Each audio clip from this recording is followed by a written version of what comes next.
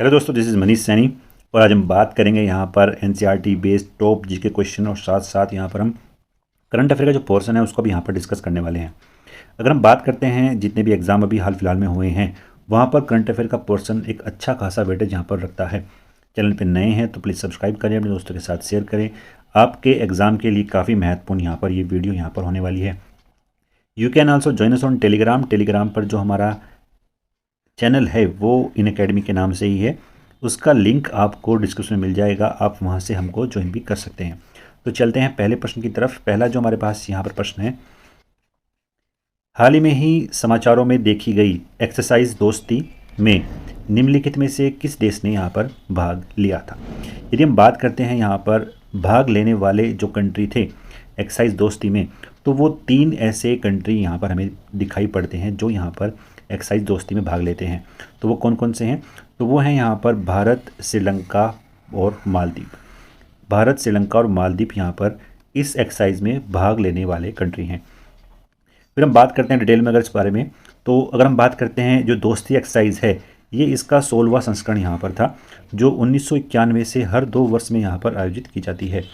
श्रीलंका 2012 में इसमें शामिल यहाँ पर हुआ था और 16वें संस्करण में भारत और श्रीलंका के तटरक्षक मालदीव बांग्लादेश के पर्यवेक्षकों के साथ यहाँ पर शामिल हुए थे। यह जो पूरी तरीके से एक्सरसाइज है ये समुद्री दुर्घटनाओं और प्रदूषणों जैसे परिदृश्यों में आपसी परिचालन क्षमताओं और उसके सहयोग पर केंद्रित थी। तो काफ़ी महत्वपूर्ण है एक्सरसाइज। नेक्स्ट प्रश्न की बात करते हैं। नेक्स्ट जो हमारे पास यहाँ पर प्रश्न है, हाल ही में किस संस्थान ने भारत का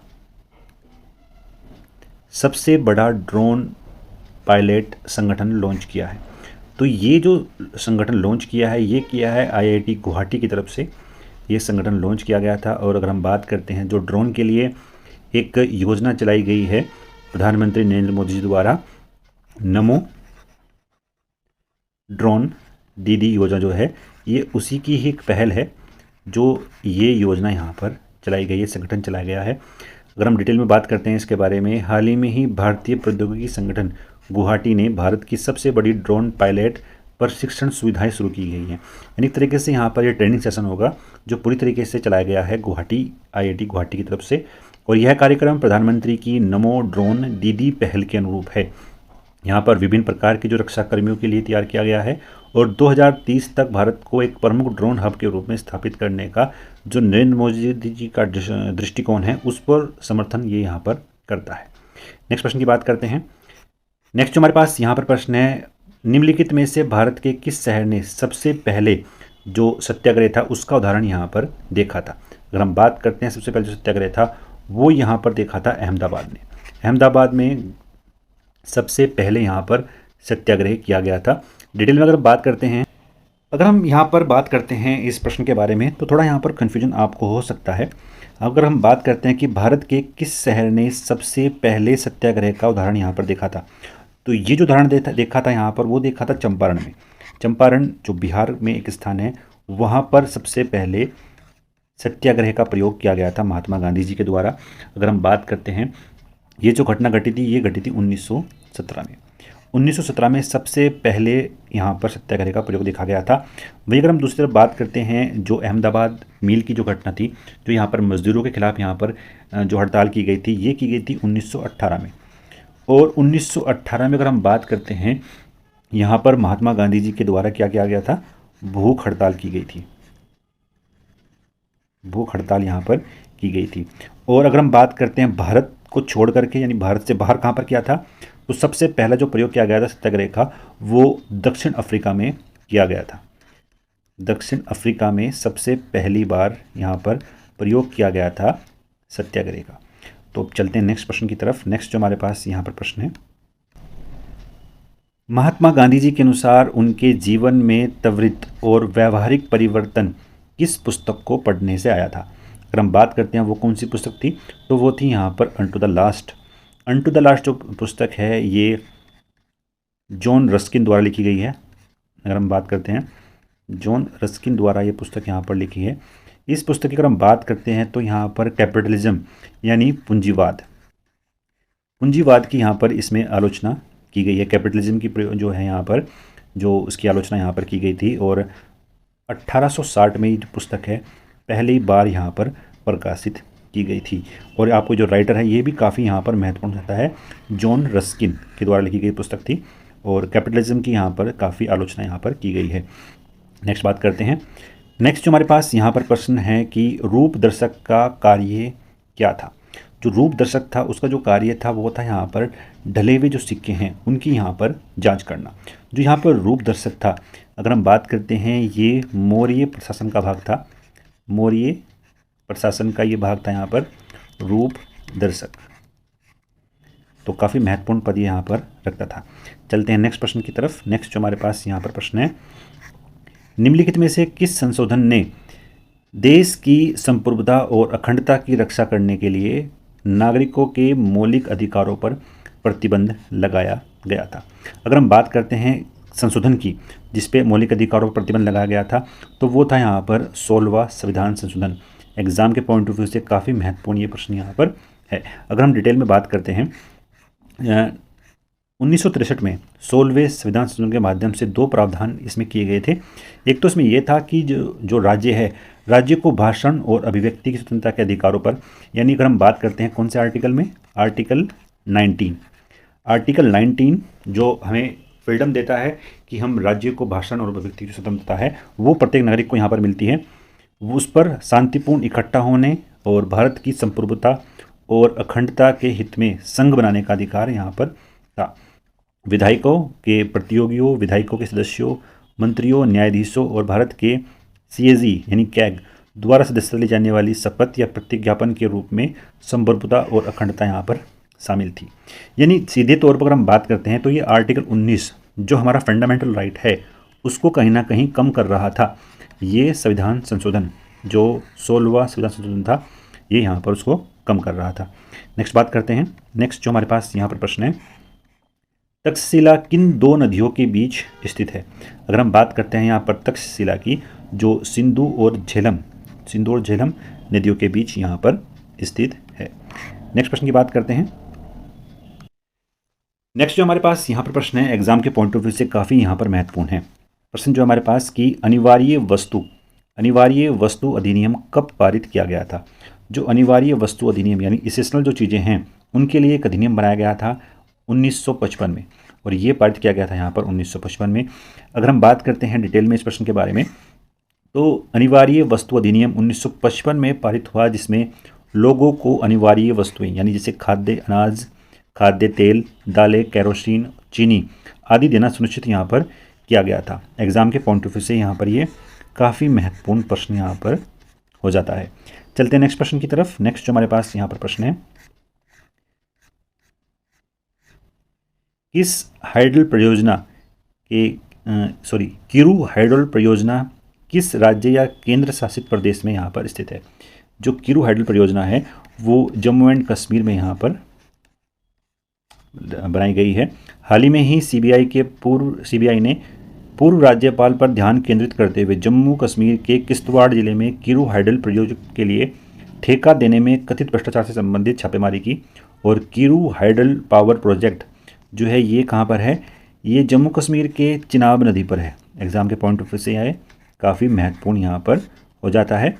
चिनाब नदी पर एक रन ऑफ द रिवर योजना के माध्यम से बनाया गया है और जिसे चिनाब वैली पावर प्रोजेक्ट द्वारा विकसित यहाँ पर किया जा रहा है। अगर हम बात करते हैं, इस परियोजना का जो लक्ष्य है वो उत्तरी भारत के कई राज्यों और केंद्र प्रदेशों को यहाँ पर लाभ पहुँचाने का है। तो जो परसेंटेज है वो यहाँ पर 49 और 2% की हिस्सेदारी यहाँ पर रखी गई है।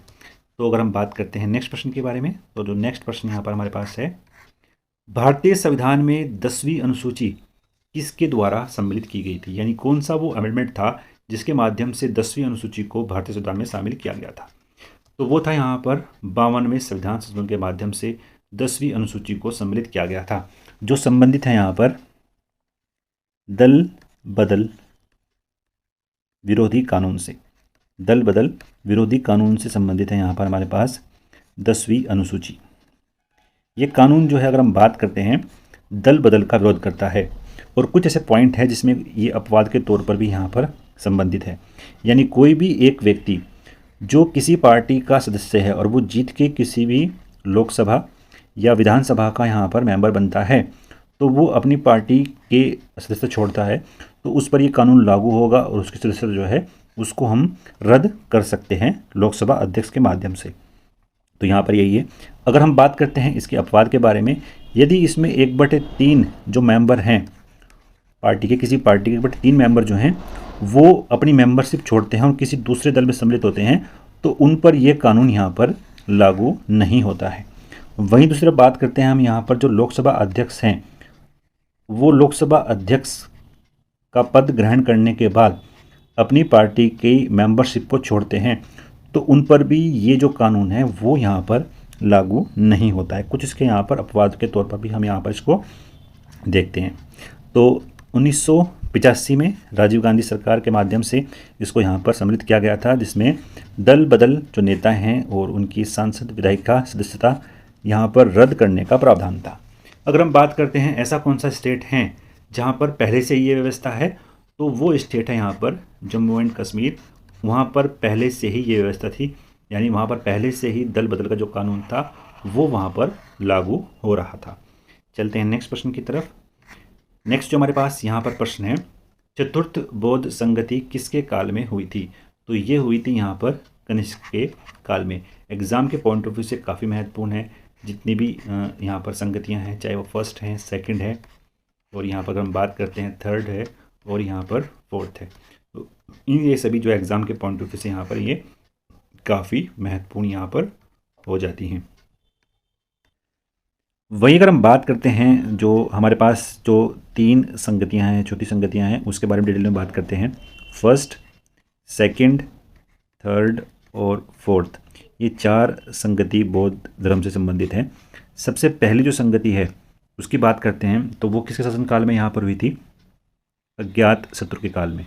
अज्ञातशत्रु के काल में पहली बौद्ध संगति हुई, और ये कहाँ पर हुई थी? ये हुई थी यहाँ पर राजगृह में। और लास्ट में मैं ट्रिक भी बताऊंगा उनको याद करने के लिए। सेकंड जो बौद्ध संगति हुई थी वो हुई थी यहाँ पर काला अशोक के काल में। काला अशोक के काल में यहाँ पर बौद्ध संगति हुई। थर्ड जो बौद्ध संगति हुई थी वो हुई थी यहाँ पर अशोक के काल में। जो हमारे पास फोर्थ बौद्ध संगति हुई वो हुई यहाँ पर कनिष्क के काल में, जो आपके एग्ज़ाम में प्रश्न यहाँ पर आया था। फिर हम बात करते हैं जो सेकंड बौद्ध संगति वो कहाँ पर हुई थी? वो हुई थी यहाँ पर वैशाली में। नेक्स्ट जो हुई वो हुई पाटलिपुत्र में। एग्जाम के लिए काफ़ी महत्वपूर्ण है, यहाँ से प्रश्न आपको अक्सर देखने को मिलता है। और नेक्स्ट जो हुई वो हुई कश्मीर के कुंडलम में। कुंडल वन में, तो कुंडल वन में यहाँ पर जो लास्ट वाली संगति थी वो हुई थी। अब इसको जो याद करने की जो ट्रिक है वो यहाँ पर ये है कि राजगृह से वैशाली नाम की पुत्री कश्मीर के कुंडलम गई। तो आप ये ट्रिक से इसको याद भी कर सकते हैं कि राजगृह से वैशाली नाम की पुत्री कश्मीर के कुंडलम गई। नेक्स्ट प्रश्न की बात करते हैं। नेक्स्ट जो हमारे पास यहाँ पर प्रश्न है, प्रसाद का सिद्धांत भारतीय संविधान में कौन से अनुच्छेद में है? प्रसाद का सिद्धांत जो है वो भारतीय संविधान के आर्टिकल 310 से संबंधित है। अगर हम बात करते हैं जो आर्टिकल 310 है वो यहाँ पर ये प्रावधान करता है कि संघ में एक सिविल सेवक राष्ट्रपति की इच्छा से काम करता है और राज्य के अधीन एक सिविल सेवक उस राज्य के राज्यपाल की इच्छा पर काम करता है। और जो आर्टिकल 310 है वो कहीं ना कहीं प्रसाद के सिद्धांत पर कार्य करता है। अगर हम बात करते हैं जो एक IAS अधिकारी है वो प्रसाद पर्यंत किसके है? राष्ट्रपति के। वही अगर जो एक PCS अधिकारी है वो किसके है? वो राज्य के राज्यपाल के प्रसाद पर्यंत पद को धारण करता है। तो जो आर्टिकल 310 है वो यहाँ पर इसी चीज़ से संबंधित है। तो आशा करते हैं आपको ये वीडियो पसंद आई होगी। अगर आपको पसंद आई तो प्लीज़ लाइक करें, अपने दोस्तों के साथ शेयर करें। धन्यवाद। जय हिंद।